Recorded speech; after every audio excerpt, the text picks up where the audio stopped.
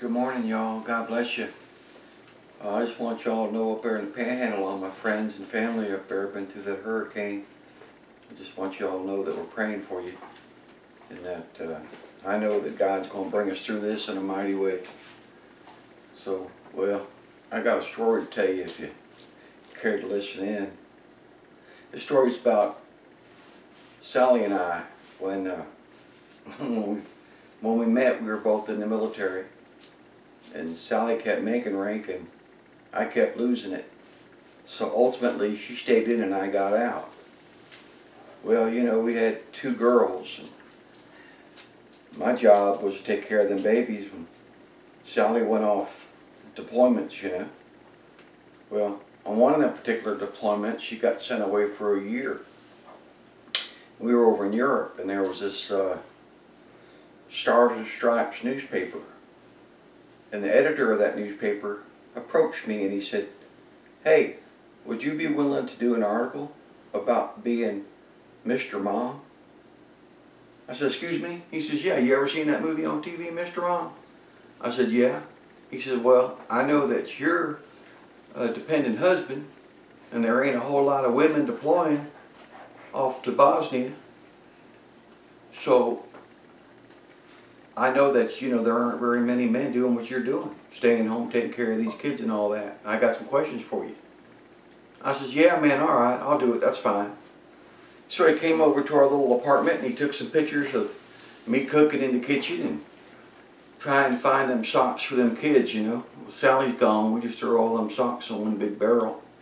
And they'd get ones they wanted to wear. Sometimes they wore ones that didn't match. But that was all right, that's just what we did.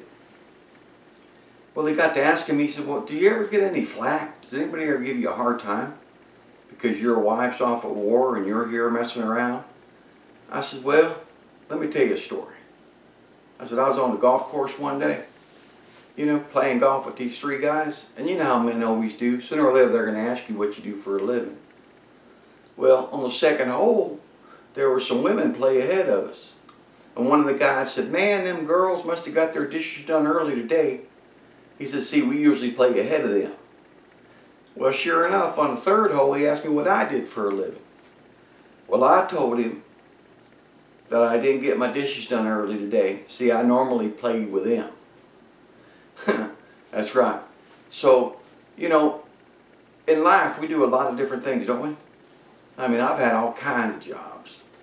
I've been a plumber. I've been a welder. I've been a meat cutter. I've been a dependent wife. I've been a soldier. But ultimately, what we truly are children of God.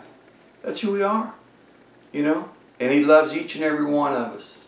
And He tells us in the Scriptures, right here, He says, "See how great a love the Father has been bestowed upon us, that we should be called children of God." You know, our inheritance is truly great in the Lord. I'm trying to find what I'm doing. There we go. And He says, "Rest in the Lord and wait patiently for Him. Do not fret because of him who prospers in his ways, because of the man who carries out wicked schemes. Cease from anger and forsake wrath. Do not fret, it leads only to evil doing. For evildoers will be cut off." You know, when your daddy's God, you can rest and you can wait on Him. And regardless of what you're doing for work in the world, just know that ultimately you're blessed in your inheritance. So God bless you, and y'all have a good weekend.